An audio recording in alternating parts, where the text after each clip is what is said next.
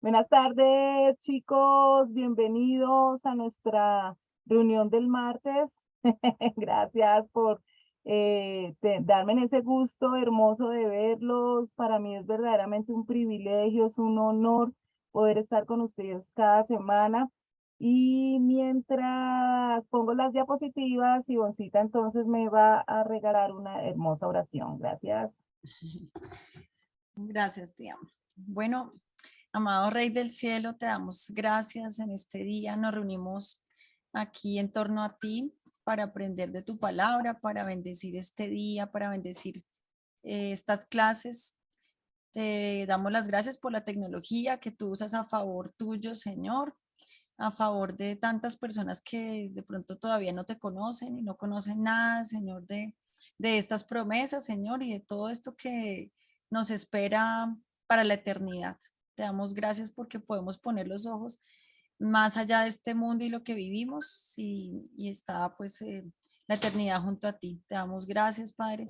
Bendecimos toda palabra que salga de la boca de mi tía Liliana, Señor, en la explicación que tenga para podernos dar así con el final del capítulo de Hechos de los Apóstoles. Te damos las gracias y seguimos bendiciendo, Señor, todas estas enseñanzas. Te pedimos que cada familia sea impactada, Padre, por tu palabra, que esta semana podamos aprender más de ti, como siempre, y que oigamos, Señor, la voz del Espíritu Santo que está con nosotros cuando te recibimos. En el nombre de Cristo Jesús, amén y amén. Amén. Hoy estamos en nuestra clase número 40 y no faltan los avisos parroquiales. Las personas que no han visto las 39 clases anteriores o los que quieran repasar las clases, acuérdense que simplemente entran a YouTube, ponen Liliana Parga y ahí están todas las clases. Y si tienen alguna pregunta, en el email lilipargas@yahoo.com nos podemos también encontrar.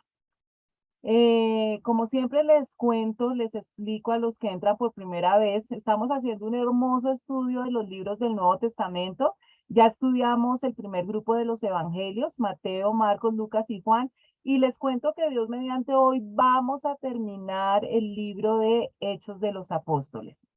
Recordemos entonces los puntos principales que vimos hace 8 días para ponernos en contexto, recordar un poquito y poder seguir con el tema nuevo.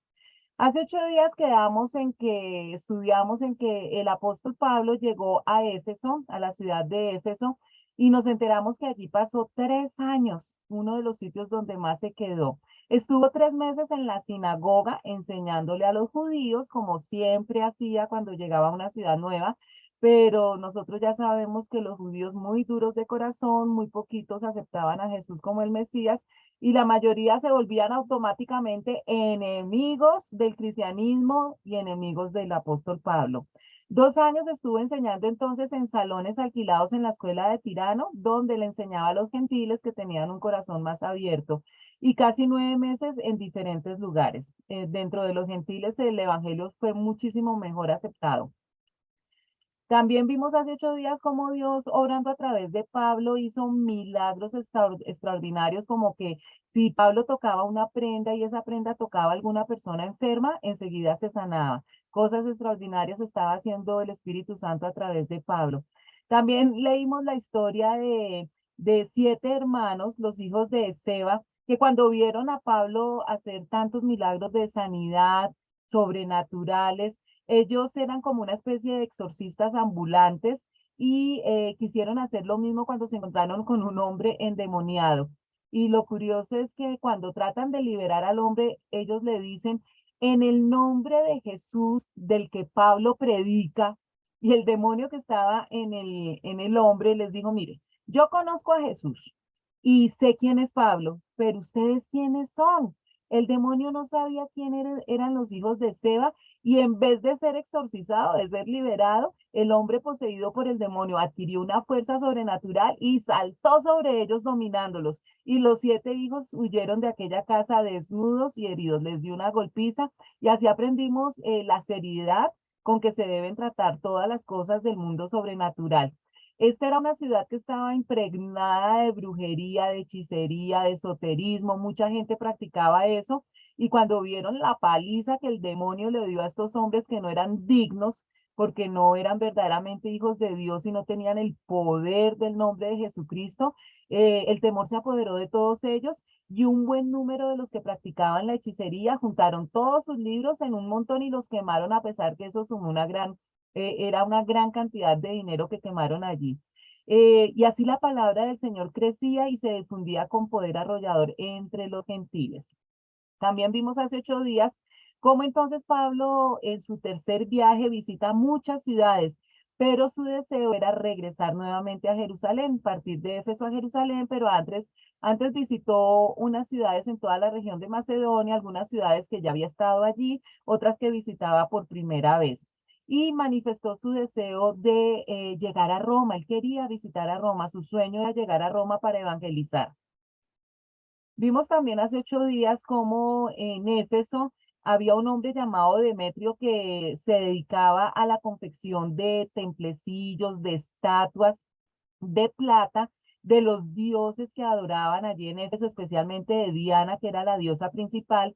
Y cuando Pablo empieza a predicar, cuando Pablo empieza a evangelizar, mucha gente se convierte al cristianismo y por tanto dejan de adorar esos ídolos y dejan de comprar las estatuillas, y Demetrio se da cuenta que eso va a ser terrible para el negocio. Entonces reúne a otros compañeros de ellos de él que practicaban también el mismo negocio y los mueve para que hagan una revuelta en contra de Pablo, y eso es lo que hacen. Empiezan entonces a crear un gran alboroto y a gritar grandes Artemisa de los Efesios.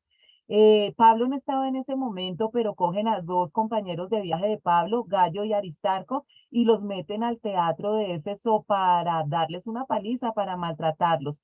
Pablo, cuando se entera de eso, quiere ir pues con sus amigos a ayudarlos, pero los hermanos y los amigos le recomiendan a Pablo no ir al teatro porque la revuelta estaba terrible, no había ya quien controlara a toda la gente que había, y es cuando Pablo entonces pues le toca, como en casi todas las ciudades, huir, salir entonces de allí. Y se dirige entonces a otras ciudades y empieza en pleno su tercer viaje. En la ciudad de Troas está predicando, está evangelizando, están en una habitación llena de velas donde hace mucho calor, y hay un muchacho llamado Eutico que se sienta en la ventana seguramente para recibir el fresco de la noche, y dice que Pablo predicaba y predicaba y este chico se queda dormido y se cae del tercer piso. Cuando bajan, el muchacho está muerto, pero Pablo realiza un gran milagro y lo resucita. Y eso sirve para que muchas de las personas que de pronto estaban dudando, oyendo a Pablo en ese momento, se convierten. Después Pablo se va para la ciudad de Mileto y estando en Mileto manda un mensaje a todos los ancianos de la iglesia de Éfeso para que se vayan a Mileto. Y esta reunión que hay de Pablo con los ancianos de Éfeso en Mileto es una reunión muy importante porque es una serie de consejos que el apóstol le da a estos ancianos, y es la última vez que va a poder hablar con ellos cara a cara. Después Pablo va a escribir una serie de cartas, pero esta es la última vez que va a hablar con ellos personalmente. Les cuenta que va a ir para Jerusalén porque el Espíritu Santo lo obliga a ir allá, y que lo único que sabe es que en todas las ciudades el Espíritu Santo le ha dicho que le esperan prisiones y sufrimientos. Pablo desde el primer momento sabía qué tipo de ministerio iba a tener, porque se acuerdan cuando se convirtió que quedó ciego y Ananías fue a visitarlo y le recobró la vista. El Señor Jesucristo le había dicho que su ministerio iba a ser muy doloroso. Termina la cantidad de consejos que le dio a los ancianos de Éfeso diciendo: porque yo sé que después de mi partida entrarán en medio de vosotros lobos rapaces que no perdonarán al rebaño. O sea, entre todos los consejos que les dio, lo que más les insistió es que tuvieran mucho cuidado, porque Pablo era consciente que después de su partida la iglesia sería atacada desde adentro y desde afuera, que habrían falsos maestros, falsos pastores, y los llama lobos con pieles de cordero. O sea, que es muy difícil reconocer a estas personas que atacan a la iglesia. Hay muchos infiltrados dentro de la iglesia que son aquellas personas que causan disensiones, que causan peleas, que dan mal testimonio a la gente que no conoce el cristianismo, precisamente para que la gente o se salga de las iglesias o nunca entren al cristianismo. Y esta es la advertencia de Pablo, que atacarían al rebaño sin mostrar misericordia. Pablo se despide entonces de los ancianos y se dirige hacia Jerusalén. Llega hasta la ciudad de Tiro, pasa por Tolemaida y llega a Cesarea.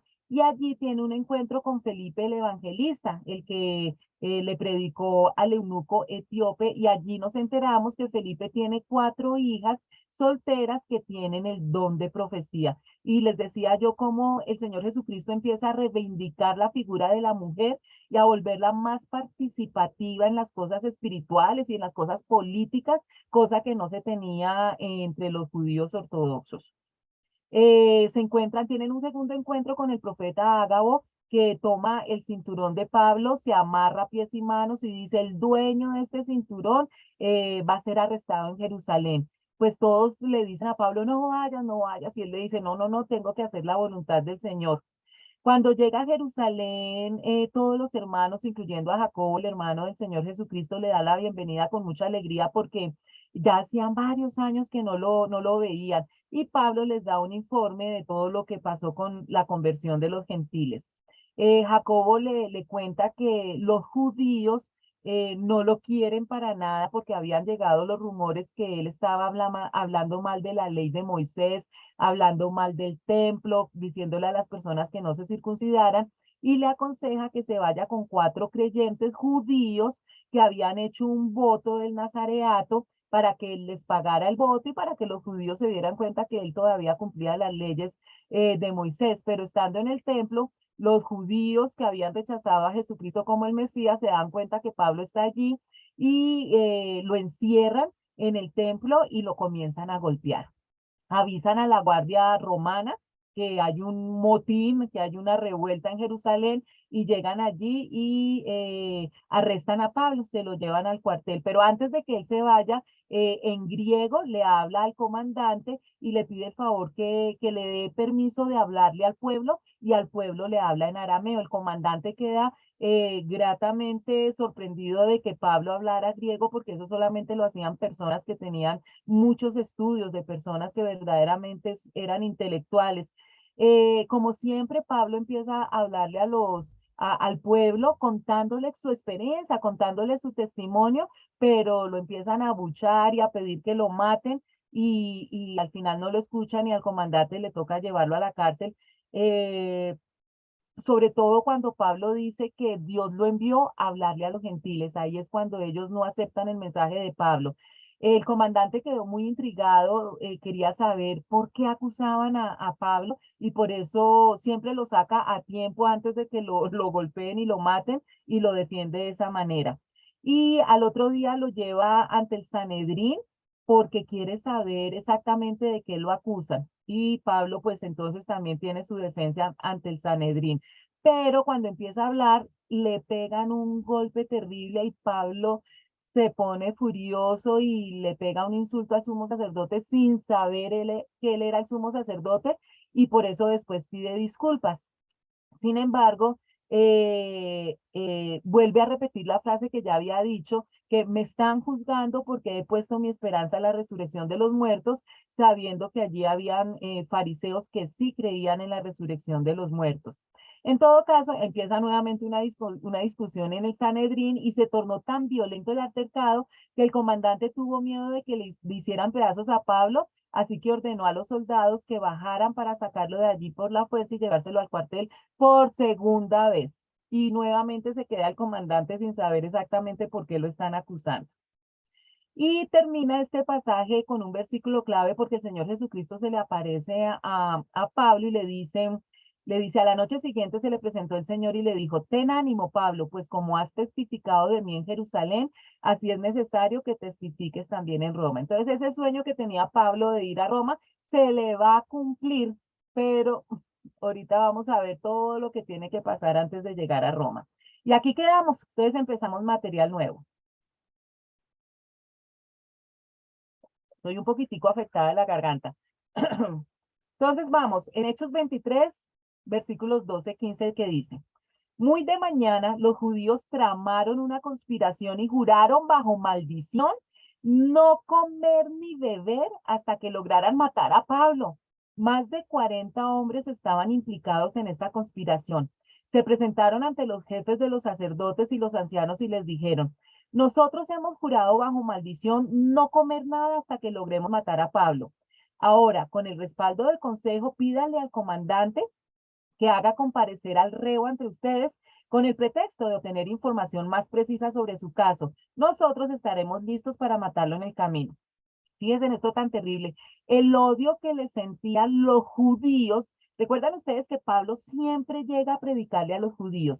Aquellos judíos que no creen en el Mesías, que Jesucristo es el Mesías, enseguida se vuelven enemigos terribles de Pablo. Son este grupo de judíos que no aceptaron a Jesucristo, los que van hasta el consejo, hasta el Sanedrín, para armar este complot y tienen esa buena idea, según ellos, de decirle al sumo sacerdote y al Sanedrín que vuelvan a pedir que lleven a Pablo nuevamente a que se defienda y que en el camino ellos lo matan. Lógicamente, ustedes saben que los del Sanedrín también odian a Pablo y les pareció maravillosa la idea. Entonces, ellos dicen, sí, está muy buena la idea, vamos a pedirle al comandante romano que tenemos que nuevamente interrogar a Pablo para que lo traiga aquí y en el camino ustedes lo matan. Pero no sabían que Dios cuidaba a Pablo. Resulta, pero cuando el hijo de la hermana de Pablo se enteró de esta emboscada, entró en el cuartel y avisó a Pablo. Este llamó entonces a uno de los centuriones y le pidió, lleve a este joven al comandante porque tiene algo que decirle. Así que el centurión lo llevó al comandante y le dijo, el preso Pablo me llamó y me pidió que le trajera a este joven porque tiene algo que decirle. El comandante tomó de la mano al joven, lo llevó aparte y le preguntó, ¿qué quieres decirme? Los judíos se han puesto de acuerdo para pedirle a usted que mañana lleve a Pablo ante el consejo con el pretexto de obtener información más precisa acerca de él. Dios, que cumple su palabra y le prometió a Pablo que lo iba a llevar a Roma, pues tenía sus fichas de ajedrez moviéndose. El sobrino de Pablo entonces le dice al comandante, no se deje convencer porque más de 40 de ellos lo esperan emboscados. Han jurado bajo maldición no comer ni beber hasta que hayan logrado matarlo. Ya están listos, solo aguardan a que usted les conceda su petición. El comandante despidió al joven con esta advertencia, no le digas a nadie que me has informado de esto. El pasaje entonces nos dice que el hijo de la hermana de Pablo, no sé por qué no dijeron directamente el sobrino, nos habían ahorrado unas cuantas palabras. En todo caso, el Señor tenía metido ahí, dentro del concilio, no sé cómo se metió, Dios es todopoderoso, estaba el sobrino de Pablo y oyó toda la conversación, va inmediatamente, le cuenta a Pablo, Pablo le pide el favor a un soldado que lleve el joven ante el comandante. Recuerden que el comandante ya le tiene aprecio a Pablo, al menos lo tiene intrigado y está loco por saber exactamente de qué lo acusan. Entonces, cuando el comandante le pregunta al sobrino, ¿qué quieres decirme? Pues el sobrino le cuenta todo el complot.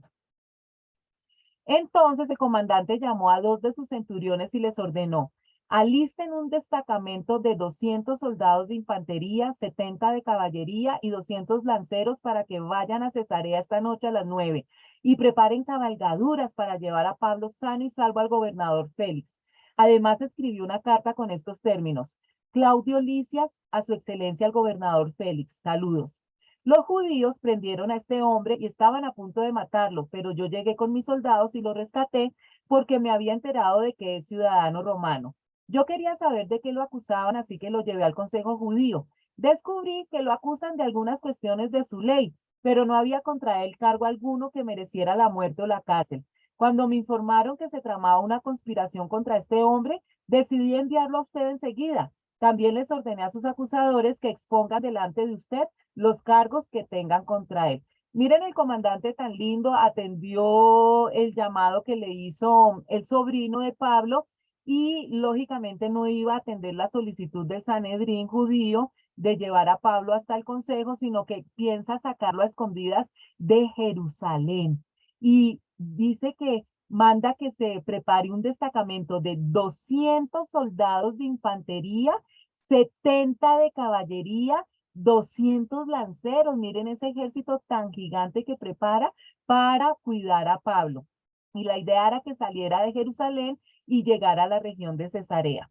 Entonces aquí nos enteramos que el tribuno de la compañía, o como lo conocemos mejor, el comandante, se llama Claudio Lisias.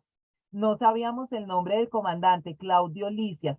Resulta que ellos estaban acuartelados en lo que se conoce como la Fortaleza Antonia, que era un cuartel localizado inmediatamente al noroeste del templo, el cual se comunicaba por 2 gradas directamente con el atrio exterior del templo. Eran vecinos del templo, estaban al lado del Sanedrín. Entonces el comandante tenía que preparar muy bien la escapada de Pablo para que no se dieran cuenta. Y mire que forma una compañía y las compañías se forman, como vimos ahorita, de casi 1000 soldados. Imagínense, 1000 soldados para proteger a Pablo. Pero entonces, como lo va a mandar hacia la región de Cesarea, escribe una carta al procurador Félix para que él sepa de qué se trata. Félix, el procurador Félix, que el nombre significa feliz, dichoso o próspero, al menos el nombre ya nos da un poquito de tranquilidad de que Pablo ya va a llegar como a unas buenas manos. Era el procurador romano de Judea y de Samaria, fue procurador entre los años 52 y 60 después de Cristo, y su nombre completo era Marco Antonio Félix. Él servía como comandante cuando era emperador Claudio, el de esa serie Yo Claudio. Y Félix se había casado con Drúzila, que era la hija menor de Herodes Agripa I, es decir, su esposa era judía, es decir, que sí había algo a favor para que fuera más justo con Pablo. Félix se convenció, esto me voy a adelantar un poquito a lo que nos vamos a enterar más adelante. Félix se convenció de la inocencia de Pablo y lo hubiera liberado si el apóstol hubiese pagado un rescate, pero como no se le hizo tal oferta, dejó a Pablo en la prisión con la esperanza de obtener el favor de los judíos. Ay, qué vaina, ¿no? Entonces él quería sacarle platica, una coima.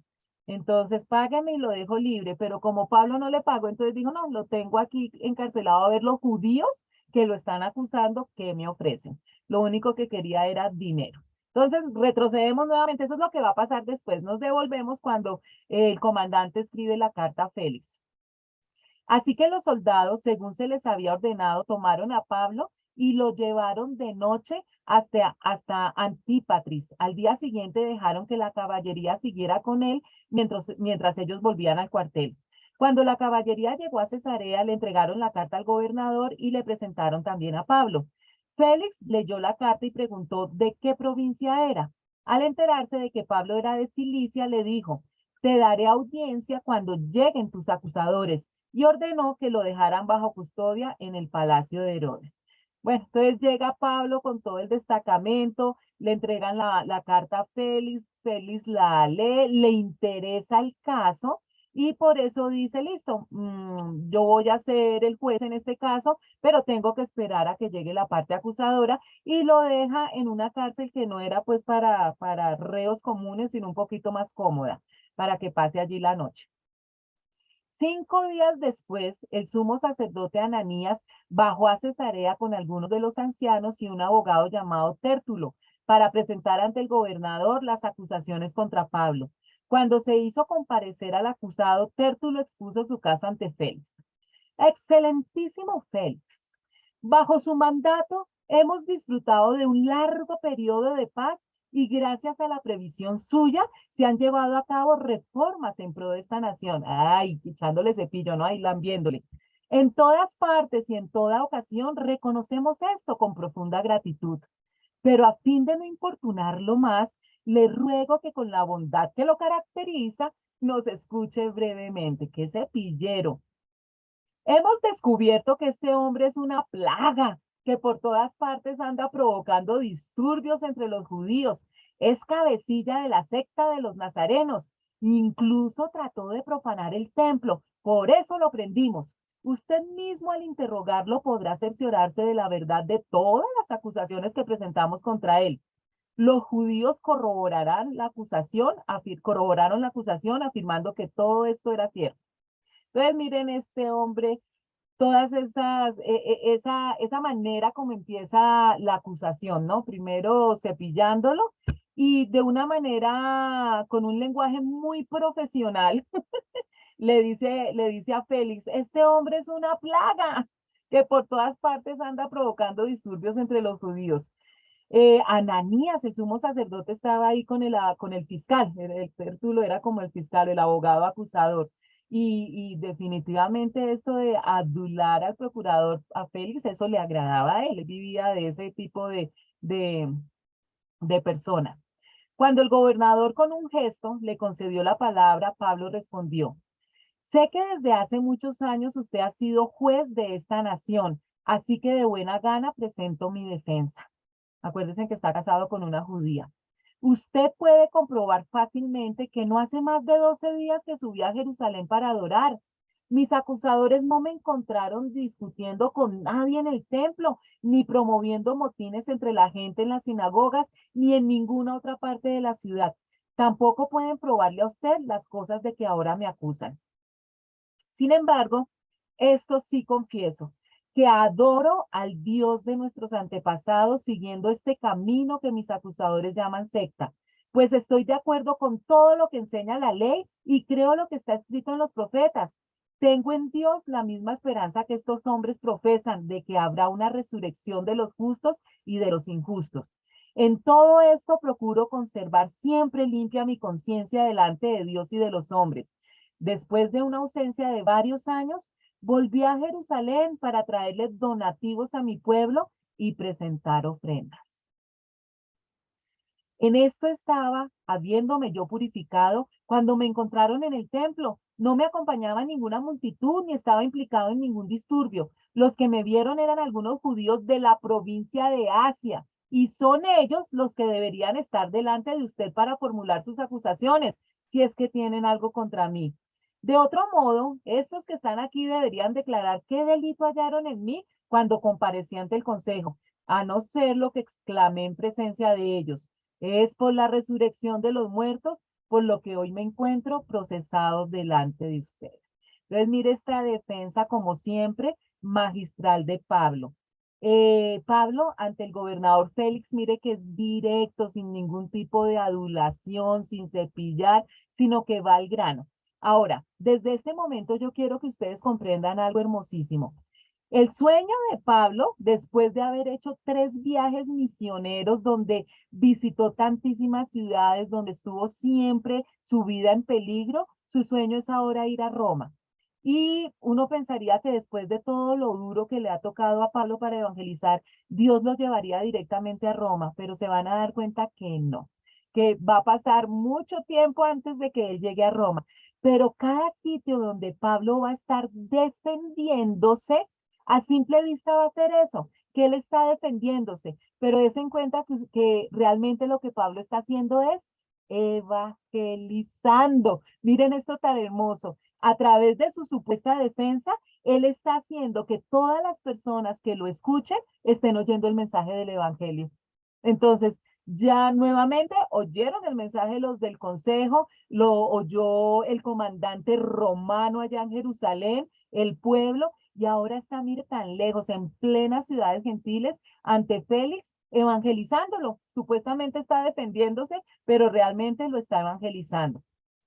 Y recalca algo muy importante. Los que realmente estaban acusándolo en primera instancia eran unos judíos de la provincia de Asia. Los que habían llegado eran judíos que vivían en Jerusalén. Y por eso Pablo, pues para ganar tiempo y para ver, darle que Félix se dé cuenta lo desordenado que está todo eso, pues los que lo acusan, que son verdaderamente los judíos de Asia, son los que deberían estar allí y no los judíos de Jerusalén. Y entonces por eso le indica a Félix pues, que los llame a ellos mejor, que son los que verdaderamente lo están acusando. Y vuelve con la frase insignia, que es la que causa tanta polémica en todas partes. Es por la resurrección de los muertos por lo que hoy me encuentro procesado delante de ustedes. Porque acuérdense que siempre el problema es cuando él llega y dice, el Mesías, Jesucristo, murió, pero resucitó, porque él era el Mesías. Y entonces siempre es la polémica allí. Me encanta cómo el Espíritu Santo guía a Pablo a evangelizar. Entonces Félix, que estaba bien informado del camino, es decir, de las enseñanzas de Jesucristo, suspendió la sesión. Cuando venga el comandante Licias, decidiré su caso. Les digo, Licias es el comandante que estaba en Jerusalén, que lo cuida tanto y que lo quiere. Luego le ordenó al centurión que mantuviera custodiado a Pablo, pero que le diera cierta libertad y permitiera que sus amigos lo atendieran. Entonces, Pablo es dejado preso en Cesarea por Félix, pero sí ven que también ya Félix le cogió cierto cariño y lo deja en cierta libertad para que no esté solito, sino que lo acompañe, que sus amigos lo visiten. Algunos días después llegó Félix con su esposa Drusila, no sé exactamente cómo se pronuncia, que era judía. Mandó llamar a Pablo y lo escuchó hablar acerca de la fe en Cristo Jesús. Al disertar Pablo sobre la justicia, el dominio propio y el juicio venidero, Félix tuvo miedo y le dijo, basta por ahora, puedes retirarte. Cuando sea oportuno te mandaré llamar otra vez. Félix también esperaba que Pablo le ofreciera dinero, por eso mandaba llamarlo con frecuencia y conversaba con él. Transcurridos 2 años, Félix tuvo como sucesora a Porcio Festo, pero como Félix quería congraciarse con los judíos, dejó preso a Pablo. Para los que siempre están quejándose de que es muy demorado todo, miren lo que sufrieron estos discípulos de la iglesia primitiva. Acuérdense que Félix con su esposa, sí están interesados en lo que Pablo dice, pero también está interesado en ver en qué momento Pablo se cansa y le ofrece un soborno económico para que lo deje libre, pero ahí se quedaron esperando porque nunca pasó y pasaron 2 años. Lógicamente los judíos de Macedonia nunca llegaron, entonces el caso quedó ahí 2 años en que Pablo estuvo evangelizando en esa región. Recuerden que él tenía cierta libertad para que entrara el que quiera visitarlo. Y también siguió contándole a Félix todo lo que tenía que ver con la fe en Jesucristo. Félix con su esposa le dice a Pablo que no le hable más acerca de la justicia, el dominio propio y el juicio venidero. En medio de 2 años de estar visitando Pablo a Félix y a su esposa, pues ya llega el momento en que le dice, mire, hay un Dios que viene a impartir justicia, Dios es amor, pero va a llegar el momento en que Dios actúa como juez y va a pagarle a cada uno como le corresponde según sus obras. Le habla sobre el dominio propio que debemos tener las personas y de ese juicio venidero. Y dice que ahí Félix se asustó. Claro, él debía mucho, se asustó y no quiso seguir oyendo a Pablo. Transcurridos 2 años, Félix tuvo como sucesor a otro romano, Porcio Festo, pero como Félix quería congraciarse con los judíos, dejó preso a Pablo. O sea, le dejó el caso a su sucesor. 3 días después de llegar a la provincia, Festo subió de Cesarea a Jerusalén. Entonces los jefes de los sacerdotes y los dirigentes de los judíos presentaron sus acusaciones contra Pablo. Ahora, qué insistencia, qué odio, qué persistencia en ese rencor, ¿no? Que ni pasado 2 años se calmaron y lo olvidaron. Insistentemente le pidieron a Festo que les hiciera el favor de trasladar a Pablo a Jerusalén.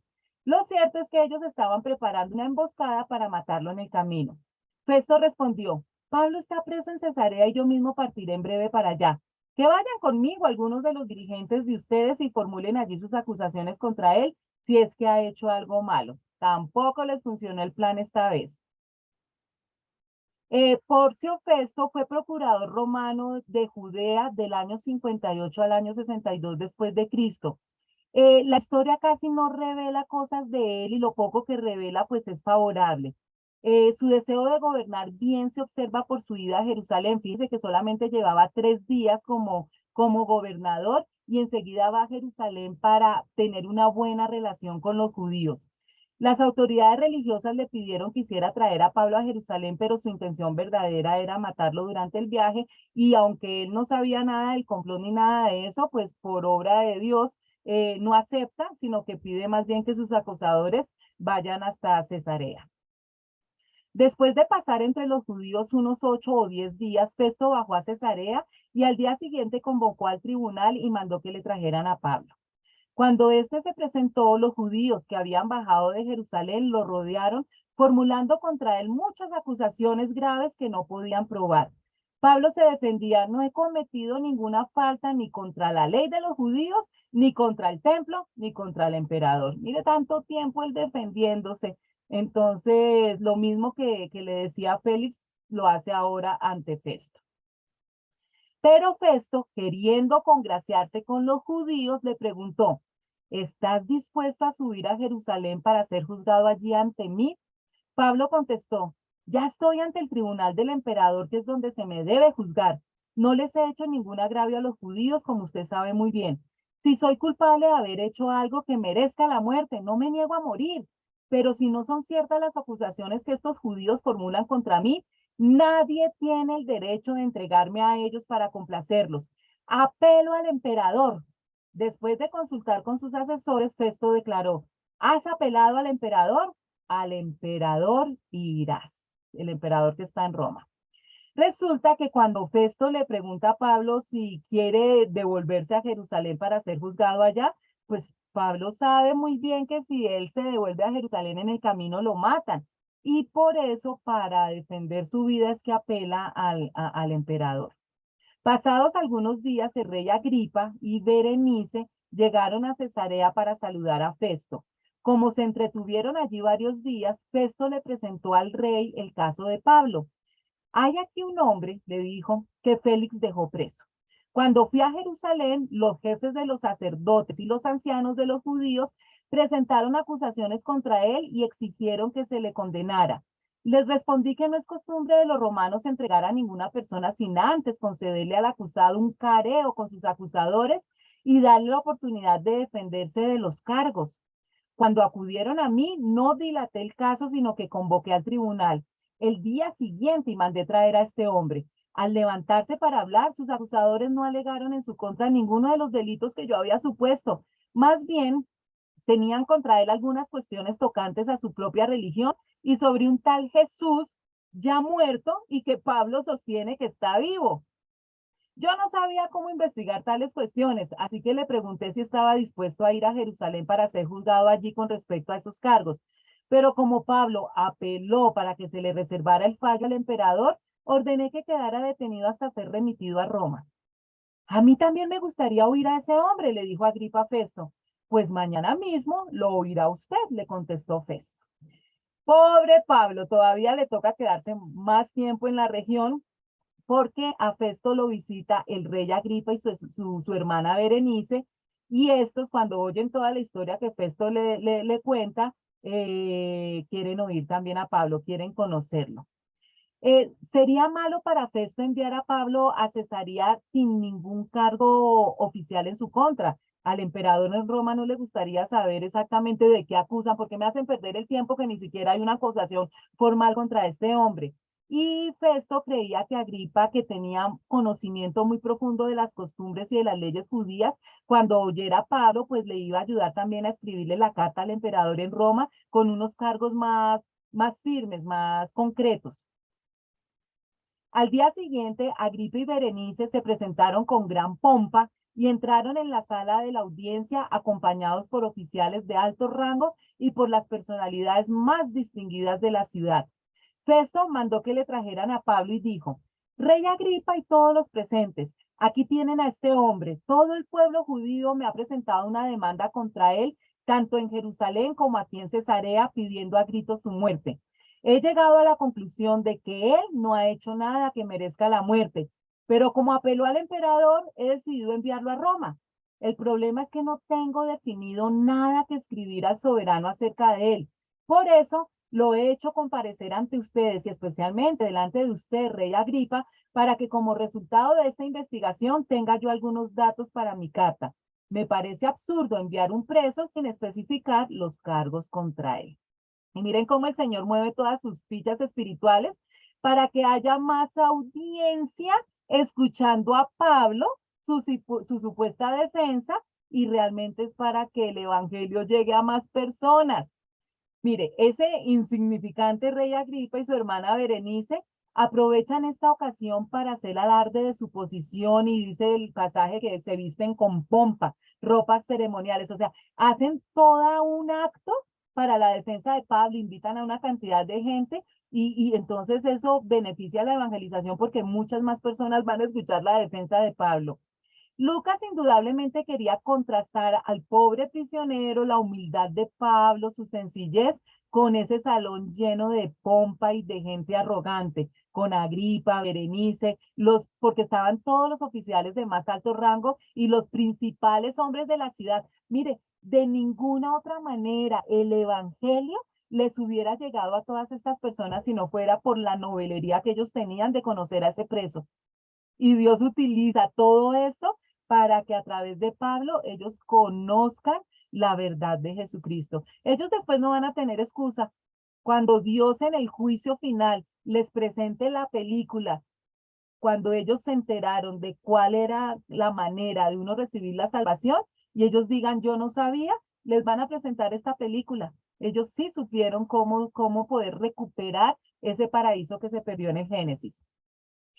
Entonces Agripa le dijo a Pablo, tienes permiso para defenderte. Pablo hizo un ademán con la mano y comenzó así su defensa. ¿Cuántas veces hemos oído la defensa de Pablo? Ya varias veces, ¿no es cierto? O en este momento que llevamos de clase ya la hemos oído 2 veces. Entonces yo creo que el Señor Jesús también quiere que nosotros volvamos a recordar estas palabras que Pablo está diciendo para aquellas personas que todavía no se han decidido de aceptar la salvación a través de Jesucristo. Y comienza Pablo su defensa y se dirige al personaje más importante que hay. Rey Agripa, para mí es un privilegio presentarme hoy ante usted para defenderme de las acusaciones de los judíos, sobre todo porque usted está bien informado de todas las tradiciones y controversias de los judíos. Por eso le ruego que me escuche con paciencia. Y es lo que le pido yo también a ustedes, chicos. Ya han oído esta historia de Pablo, porque él va a comenzar a contar todo su testimonio nuevamente. Así como Pablo le pidió paciencia a ellos, yo le pido a ustedes también paciencia. Vuelvan a escuchar el testimonio de Pablo.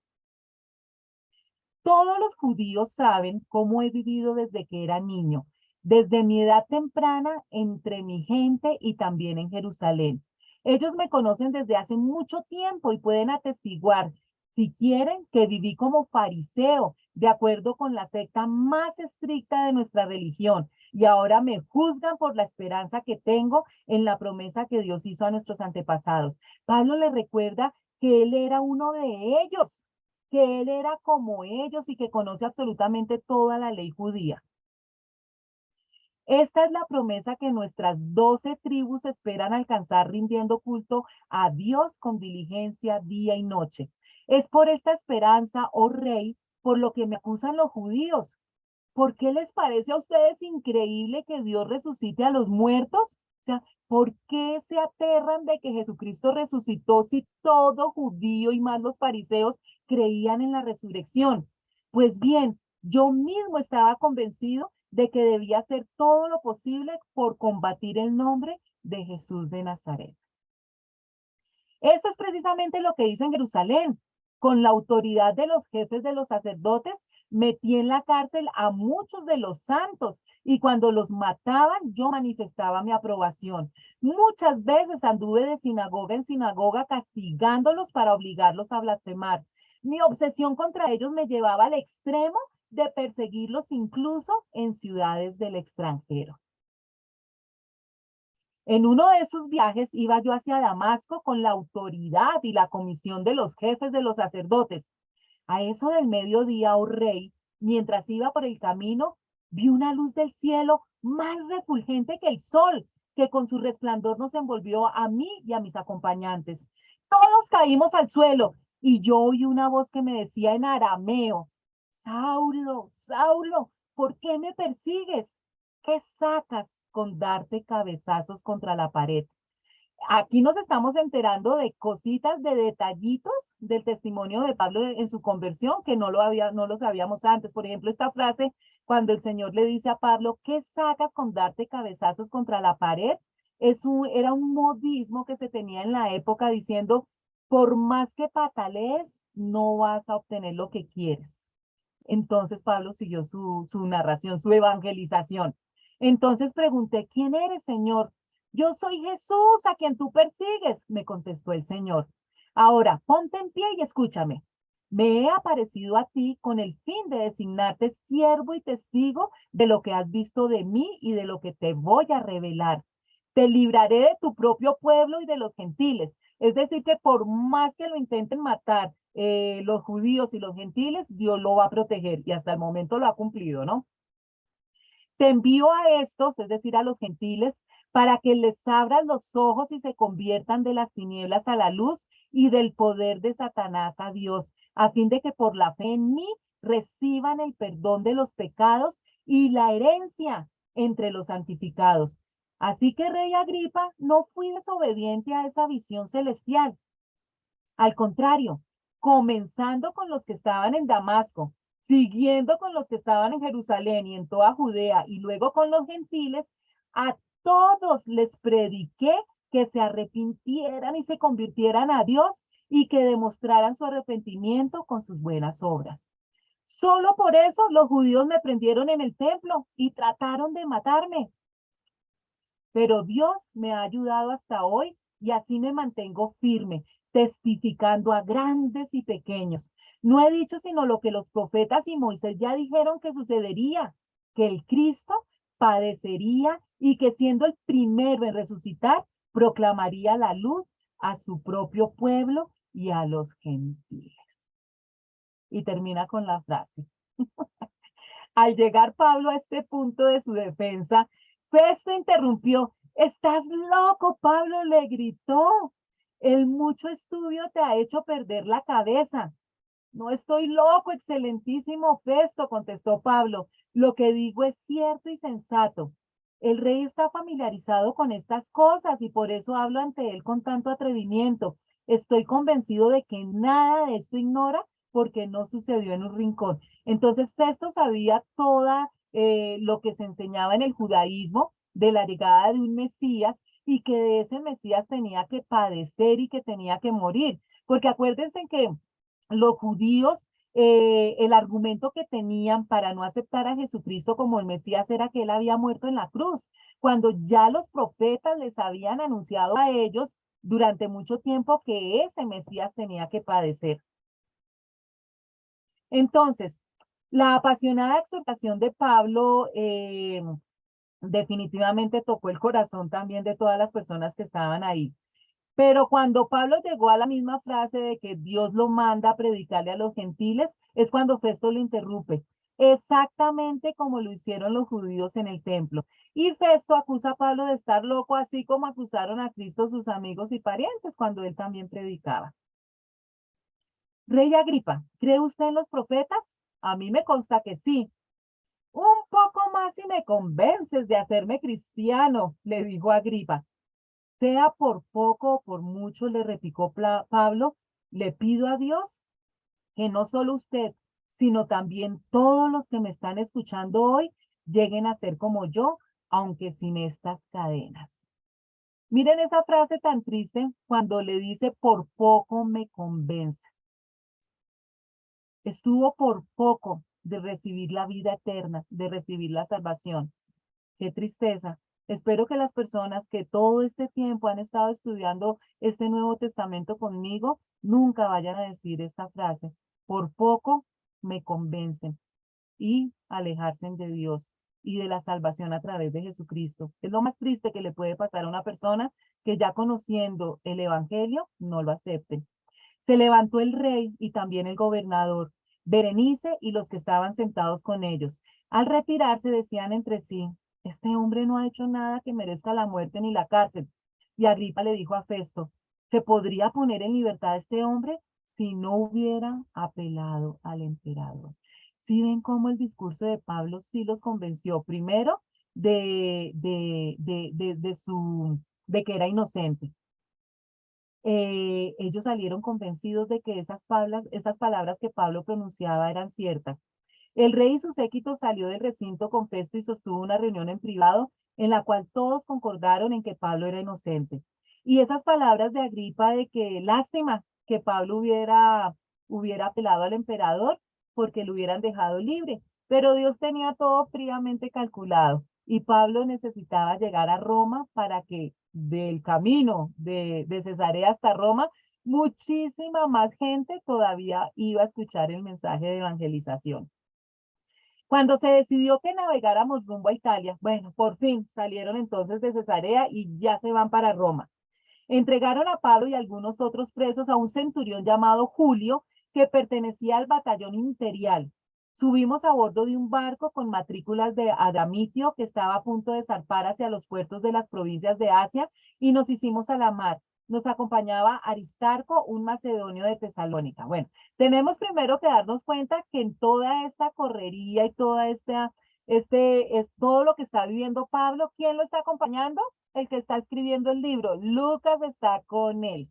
Entonces, lo mandan a Roma porque él apeló al emperador y ellos no podían hacer nada. Entonces lo encargan a un centurión romano llamado Julio, que recibe a Pablo, y con Pablo iban otros prisioneros que también tenían que ser juzgados en ciudades intermedias y también en Roma. Ustedes saben que en esa época pues las embarcaciones no es lo que era hoy, entonces van a tener muchas dificultades, el camino era largo, entonces se suben al barco. Al día siguiente hicimos escala en Sidón y Julio, con mucha amabilidad, miren la gracia que Dios pone en Pablo. Toda persona diferente al sumo sacerdote y a los ancianos y a los judíos, enseguida le cogen cariño a Pablo. Julio, con mucha amabilidad, le permitió a Pablo visitar a sus amigos para que lo atendieran. Desde Sidón zarpamos y navegamos al abrigo de Chipre porque los vientos nos eran contrarios. Después de atravesar el mar frente a las costas de Cilicia y Pamfilia, arribamos a Mira de Licia. Allí el centurión encontró un barco de Alejandría que iba para Italia y nos hizo subir a bordo. Durante muchos días la navegación fue lenta y a duras penas llegamos frente a Nido. Como el viento nos era desfavorable para seguir el rumbo trazado, navegamos al amparo de Creta frente a Salmona. Seguimos con dificultad a lo largo de la costa y llegamos a un lugar llamado Buenos Puertos, cerca de la ciudad de La Sea. Entonces, ellos primero que todo salen, acuérdense que todo empieza en Jerusalén, cuando arrestan a Pablo. Después lo llevan a Cesarea, donde pasa un poquito más de 2 años, y todavía no le hacen el juicio y le toca a Pablo apelar al emperador. Y entonces la idea es ir hasta Italia, pero tienen que hacer escalas porque tienen que abastecerse de comida, y en Sidón tienen es que cambiar de embarcación, seguramente a un barco más fuerte que los lleve hasta Roma. Y dicen que empezó un viento fuerte. Ellos en ese momento no tenían toda la tecnología que tenemos hoy en día, que pueden saber dónde se va a crear una tormenta y todos los huracanes y todo lo que de pronto hoy en día se puede un poquito saber de antemano. Y cuando ya partieron, cuando ya zarparon, pasando por Chipre, empezó un viento fuerte que los hizo desviar un poquito y llegaron hasta la ciudad de Mira en la provincia de Licia. La idea era salir de allí directamente a Italia, pero resulta que no, les tocó bajar la velocidad y estar en la ciudad de Nido porque estaba muy fuerte el viento. Sin embargo, Nido no era un puerto chévere, entonces, en contra del viento, lograron llegar a Creta, a un puerto que se llama Buenos Puertos. Al menos era como más seguro, al menos por el nombre. Se había perdido mucho tiempo y era peligrosa la navegación por haber pasado ya la fiesta del ayuno. Así que Pablo les advirtió: señores, veo que nuestro viaje va a ser desastroso y que va a causar mucho perjuicio tanto para el barco y su carga como para nuestras propias vidas. Pero el centurión, en vez de hacerle caso, siguió el consejo del timonel y del dueño del barco. Como el puerto no era adecuado para invernar, la mayoría decidió que debíamos seguir adelante con la esperanza de llegar a Fénice, puerto de Creta, que da al suroeste y al noreste, y a pasar allí el invierno. Miren que Pablo, porque el Señor se lo reveló, sabía que iba a llegar una gran tormenta y que era mejor que se quedaran ahí. El soldado que lo estaba custodiando, Julio, pues de pronto a nosotros nos hubiera pasado lo mismo. Él consulta con el dueño del barco y con el que lo maneja, que son los expertos en navegar. Y pues ellos le dicen que no, que sí, que sí alcanzan a llegar al menos a un puerto más cómodo. Y entonces Julio no le hace caso a la advertencia de Pablo, sino que le hace caso al timonel y al dueño del barco, y se van a navegar. Cuando comenzó a soplar un viento suave del sur, creyeron que podían conseguir lo que querían, así que levaron anclas y navegaron junto a la costa de Creta. Poco después se nos vino encima un viento huracanado llamado nordeste que venía desde la isla. El barco quedó atrapado por la tempestad y no podía hacerle frente al viento, así que nos dejamos llevar a la deriva. Acuérdense que en ese momento no hay ni motores ni nada, sino es velita, vela. Entonces el viento, si dejan la vela arriba, pues es terrible. Prefieren bajar la vela y que el viento los lleve a donde quiera llevarlo para que el barco no se destruya. Eso es llevarlo a la deriva. Mientras pasábamos al abrigo de un islote llamado Cauda, a duras penas pudimos sujetar el bote salvavidas. Después de subirlo a bordo, amarraron con sogas todo el casco del barco para reforzarlo. Temiendo que fueran a encallar en los bancos de arena de la Sirte, echaron el ancla flotante y dejaron el barco a la deriva. Al día siguiente, dado que la tempestad seguía arremetiendo con mucha fuerza contra nosotros, comenzaron a arrojar la carga por la borda. Al tercer día, con sus propias manos, arrojaron al mar los aparejos del barco. Como pasaron muchos días sin que apareciera ni el sol ni las estrellas y la tempestad seguía arreciando, perdimos al fin toda esperanza de salvar. Miren cómo al principio, a pesar de la advertencia de Pablo, llega un viento suave, dice, y ellos dicen lo vamos a lograr, pero en la mitad del camino llega una gran tempestad. Lo primero que ellos hacen es sujetar el bote salvavidas, porque en caso que tenga que abandonar la nave, pues al menos el bote salvavidas va a salvar a unos pocos. Sujetan entonces ese bote, pero no, ya pasan varios días y más fuerte el viento. Ustedes se imaginan ese barco de aquí para allá, es un huracán terrible y empiezan a botar cosas para que la nave esté más livianita y a echar fuera toda la carga. Llevábamos ya mucho tiempo sin comer, así que Pablo se puso en medio de todos y dijo: señores, debían haber seguido mi consejo y no haber zarpado de Creta. Así se habrían ahorrado este perjuicio y esta pérdida. Pero ahora los exhorto a cobrar ánimo porque ninguno de ustedes perderá la vida, solo se perderá el barco. Anoche se me apareció un ángel del Dios a quien pertenezco y a quien sirvo, y me dijo: no tengas miedo, Pablo, tienes que comparecer ante el emperador y Dios te ha concedido la vida de todos los que navegan contigo. Así que ánimo, señores, confío en Dios que sucederá tal y como se me dijo. Sin embargo, tenemos que encallar en alguna isla. Y me encanta cómo trabaja Pablo. Fíjense entonces que la tripulación estaba sin comer, me imagino. Que ¿quién va a comer en un barco moviéndose ese mareo tan terrible y salvando su vida? ¿Quién va a pensar en comer? Pero fíjense que Pablo lo primero que hace es regañarlos, los amonesta y les dice: mire, estamos viviendo esto porque ustedes no me hicieron caso. Entonces, fíjense que cuando es necesario dar una palabra dura porque no siguieron un consejo, se debe hacer. Es que ahora todo el mundo no se le puede decir nada a nadie porque la frase es no me juzgues. Y eso no puede ser así. Cuando una persona ha hecho algo incorrecto, uno con todo el amor y con la guía del Señor, uno puede hacerles caer en cuenta que están haciendo algo malo o que hicieron algo malo. Y en este caso, Pablo estaba en todo su derecho de regañarlos. Ya después que los regaña y les hace caer en cuenta que están en esa situación por culpa de la terquedad de ellos, entonces los anima porque Pablo ya tiene la seguridad de parte de Dios de que van a salvar sus vidas. Y entonces por eso los anima a comer. Ya habíamos pasado 14 noches a la deriva por el mar Adriático, cuando a eso de la medianoche los marineros presintieron que se aproximaban a tierra. Echaron la sonda y encontraron que el agua tenía unos 37 metros de profundidad. Más adelante volvieron a echar la sonda y encontraron que tenía cerca de 27 metros de profundidad.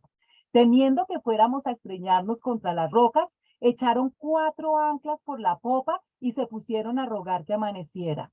En un intento por escapar del barco, los marineros comenzaron a bajar el bote salvavidas al mar con el pretexto de que iban a echar algunas anclas desde la proa. Pero Pablo les advirtió al centurión y a los soldados: si esos no se quedan en el barco, no podrá salvarse ustedes, no podrá salvarse en ustedes. Así que los soldados cortaron las amarras del bote salvavidas y lo dejaron caer al agua. Mire, ya pasan 14 días y ellos siguen en la tormenta. Y unos marineros dijeron: de esto no vamos a salir vivos es nunca. Y a hurtadillas van a desamarrar el bote salvavidas para soltarlo y ellos escapar de la tormenta en el bote salvavidas. Pablo se da cuenta y les advierte a todos que Dios prometió salvarlos a todos, pero si se quedaban en el barco, y que si estos hombres escapaban, arriesgaban la vida también de los demás. Y por eso prefieren ese bote salvavidas que al principio amarraron y custodiaron tanto, lo prefieren botar por la borda para que nadie entonces vaya a escapar. Estaba a punto de amanecer cuando Pablo animó a todos a tomar alimento. Hoy hace ya 14 días que ustedes están con la vida en un hilo y siguen sin probar bocado. Les ruego que coman algo, pues lo necesitan para sobrevivir.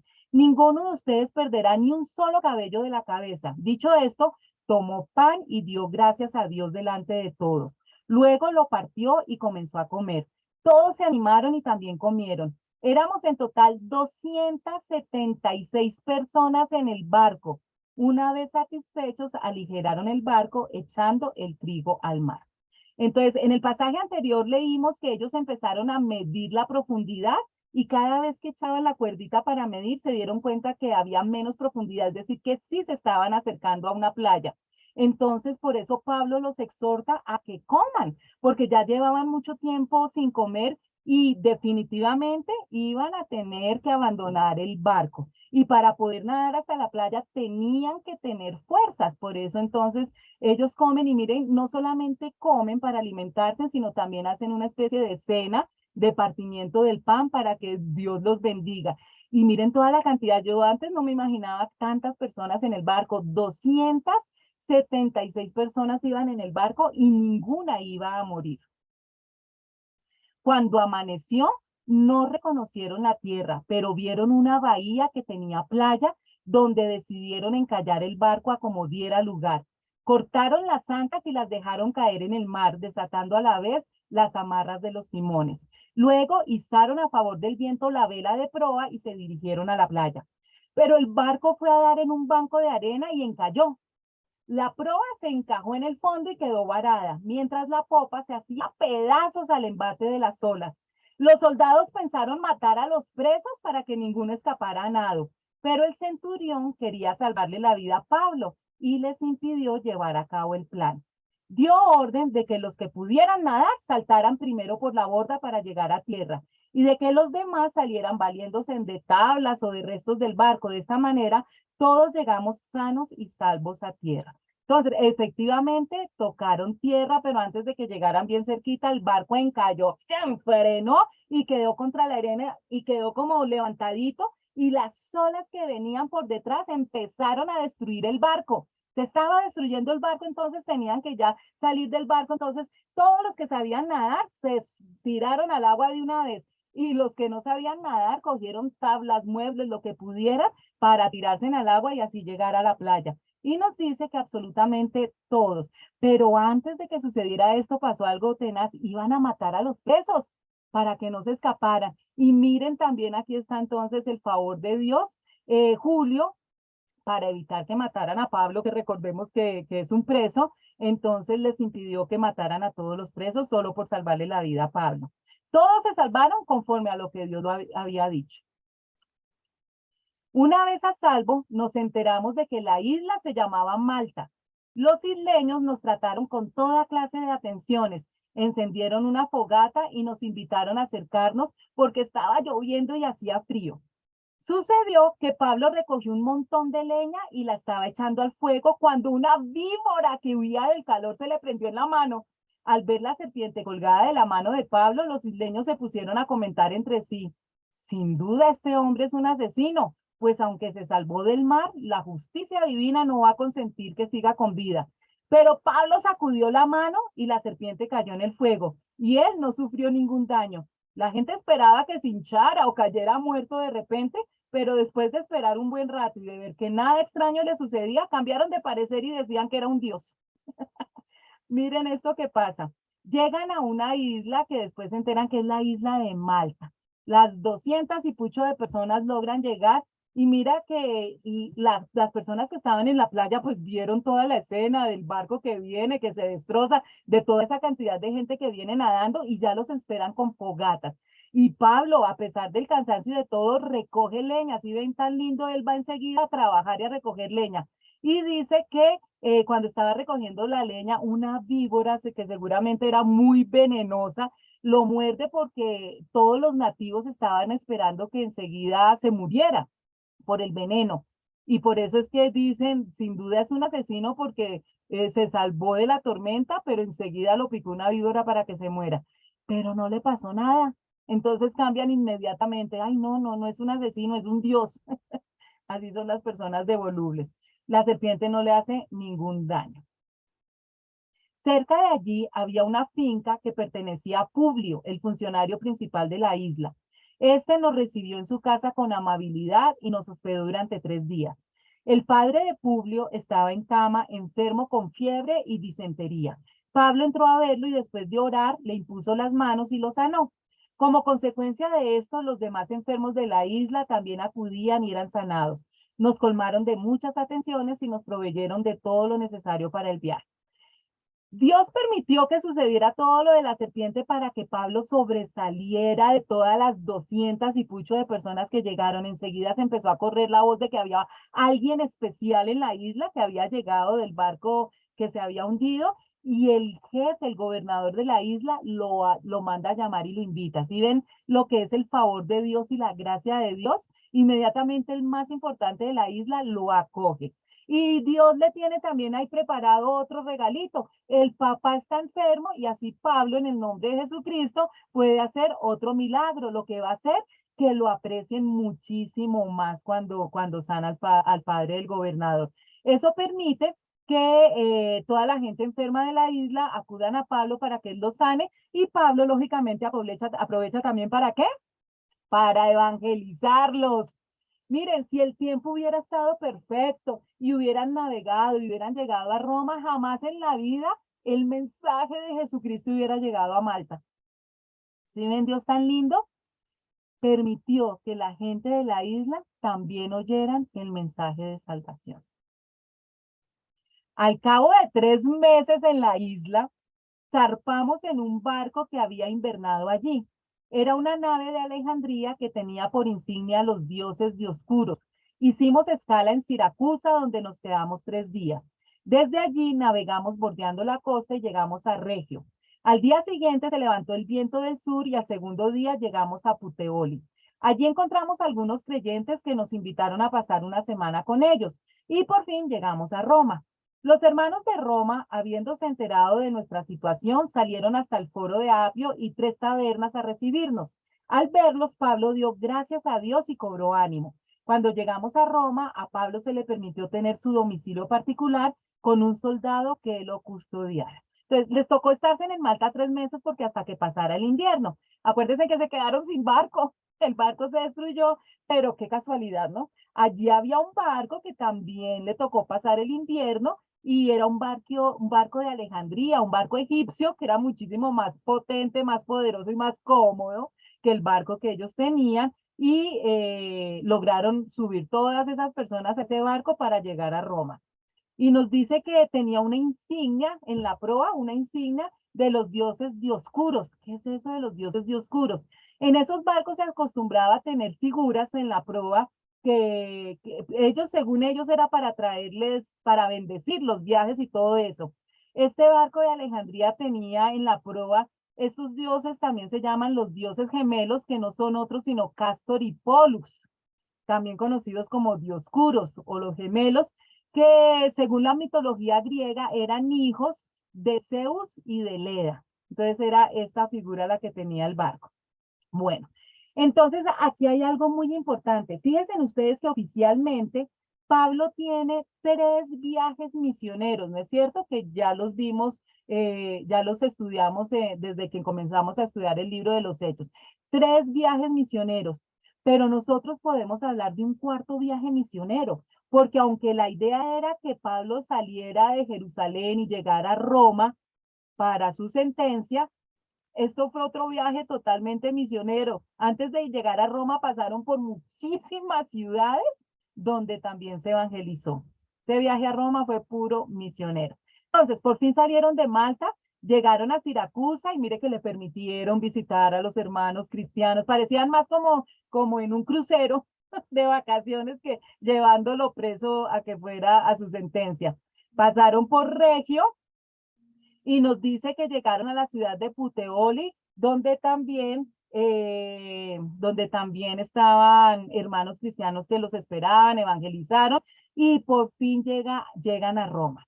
Pero dice que la gente se enteró que Pablo llegaba, no sabemos cómo los chismes llegan tan rápido, ¿no es cierto? La gente se enteró y gente cristiana de 2 ciudades, del Foro de Apio y de 3 tabernas, llegan a recibir a Pablo antes de que llegue propiamente a la ciudad de Roma. Pero cuando llegan a Roma, fíjense en lo que le pasa a Pablo, dice que se le permitió tener su domicilio particular.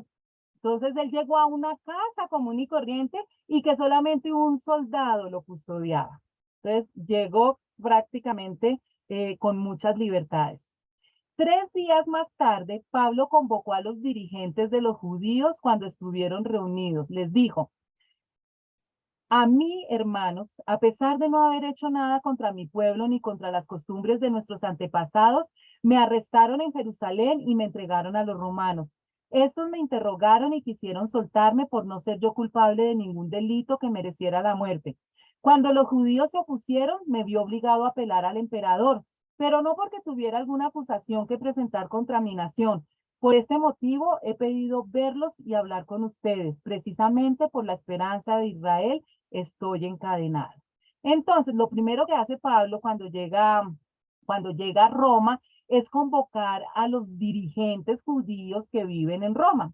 Acuérdense que él siempre apela a los judíos para contarles todo lo que le ha sucedido y por qué está ya en calidad de reo.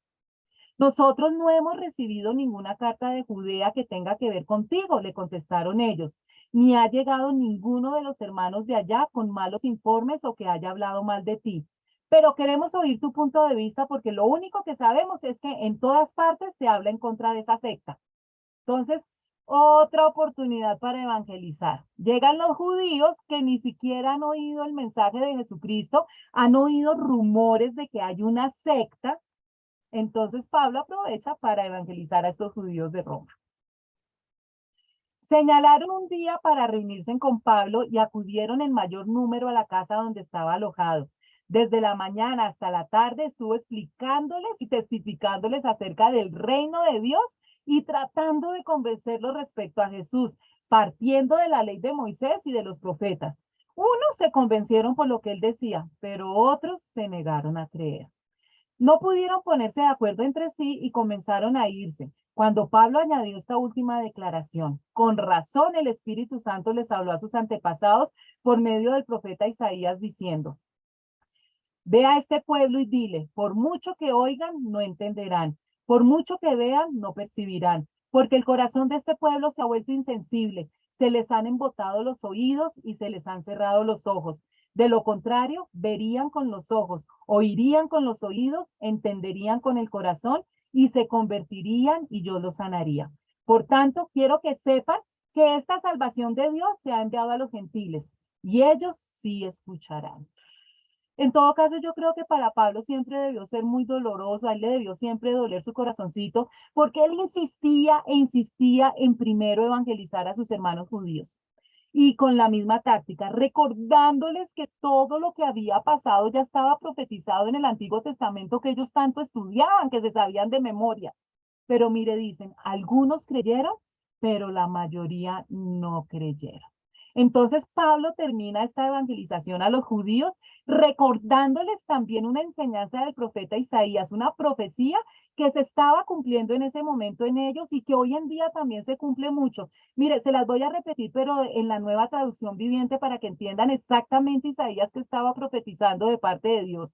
Y él me dijo, o sea, Dios le dijo al profeta Isaías: bien, ve y dile a este pueblo, al pueblo judío, a la gente de corazón duro, escuchen con atención, pero no entiendan. Miren bien, pero no aprendan nada.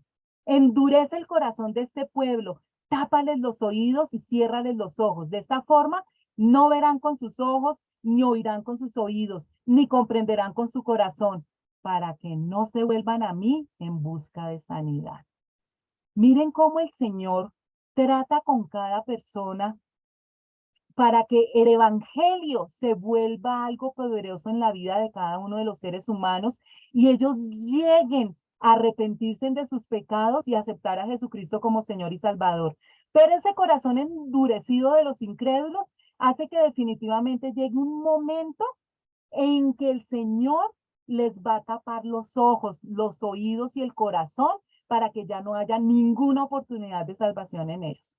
Palabra dura, pero cuando la persona insistentemente rechaza el mensaje de salvación, Dios ya lo suelta, lo suelta, para que absolutamente en ningún momento ya ellos no tengan el deseo ni siquiera de acudir a Dios para recibir sanidad.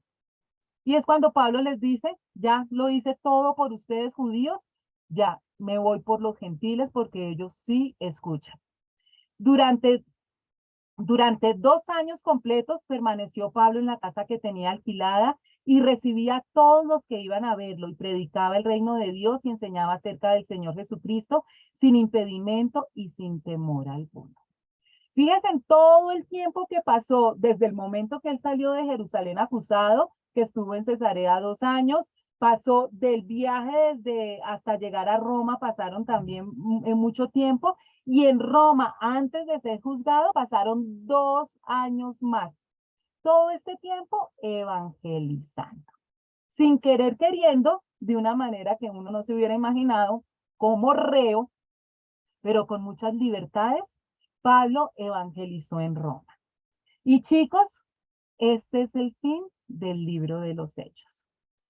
Y los felicito a aquellas personas que han sido tan constantes y que desde el momento en febrero de este año empezamos con el libro de Mateo, ya acabamos de acabar el libro de Hechos de los Apóstoles. Vamos a dejar aquí, dentro de 8 días, Dios mediante, vamos a empezar entonces las cartas Paulinas, les voy a hacer una pequeña biografía del apóstol Pablo y todo lo que el libro de los Hechos nos contó de una manera general.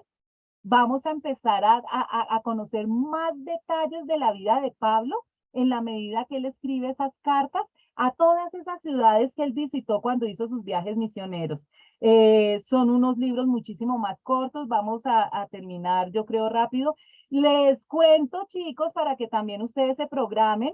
La idea es que nosotros acabamos estas clases el último martes de noviembre, que sería el 29 de noviembre. El 29 de noviembre vamos a tener la última clase de este año. ¿Listo? Vamos a salir de vacaciones, vamos a descansar diciembre y enero. Y si Dios no lo permite, si no ocurre el rapto antes, el primer martes de febrero del año 2023, nos volvemos a reunir por este mismo sitio para seguir nuestro curso. Pero todavía nos quedan unas clasecitas, entonces vamos a comenzar el libro de Romanos dentro de 8 días. ¿Listo? Muchas gracias por su atención, que Dios los bendiga, que tengan una semana hermosa, bendiciones.